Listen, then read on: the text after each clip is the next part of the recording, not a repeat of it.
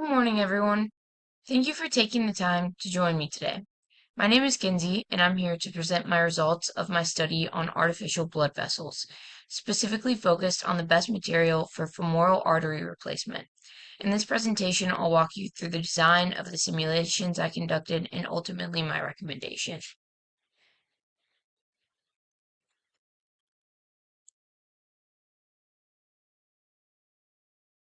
To start, I'm gonna explain what the femoral artery is. It's a major blood vessel found in the upper thigh, and it's the main supplier of oxygenated blood. So that's responsible for all of your mobility and your movements and your functionality throughout the day. Um, Based upon research, the average blood flow rate of a male in the femoral artery is 5.8 times 10 to the negative 6 meters cubed per second. The average diameter of the femoral artery is 6 millimeters, and the average thickness is 0.54 millimeters. This is a larger diameter, so synthetic or biological blood vessels would work best for the replacement. Some materials that I tested throughout this study were Dacron, PTFE, and vein tissue.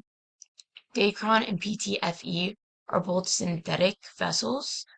Um, they are made for larger diameter replacements, so they would be good materials to use um, for this scenario.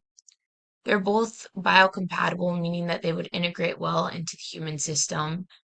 Um, the Dacron has high strength and it is resistant to degradation. The vein tissue is an even better choice for biocompatibility as it is made from actual human tissue and it is intended to last for a longer amount of time. Here are the simulation models. On the left, you can see the simulation model for the 1 millimeter length. In the middle, you can see the simulation model that was set up for a 10 millimeter length, so slightly larger blood vessel. And then on the furthest right, you can see the model made for the 100 millimeter length, which would be the largest blood vessel. Here are the simulation results for pressure. First, a pressure simulation had to be run in order to run the following simulation where we will find stress and strain. Um, as you can see, the pressure was higher in the smaller vessels.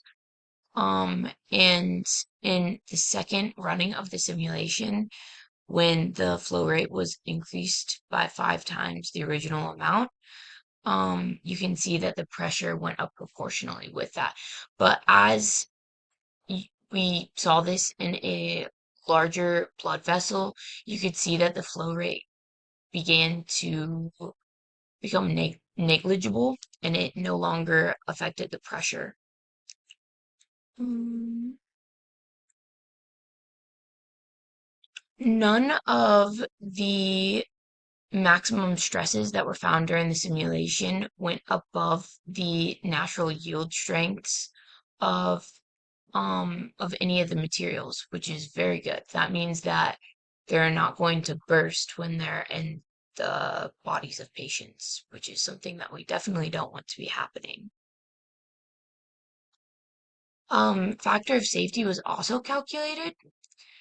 Um, you can see that for Dacron, and polyethylene, that the factor of safety numbers are both very high, which is good. That means that um, we're clearing any risk of a blood vessel bursting or clotting in the patient's body by a lot.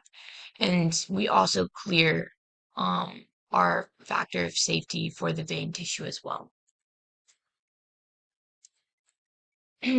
Ultimately, all of the materials yielded appropriate pressures and stresses and factors of safety. So they would all be good materials to use in this scenario. They're all biocompatible. So the only thing for us to really assess is their cost and longevity.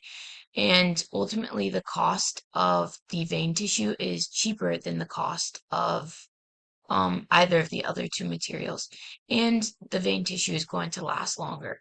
So the final recommendation and the most optimal choice to use for femoral artery is the vein tissue replacement.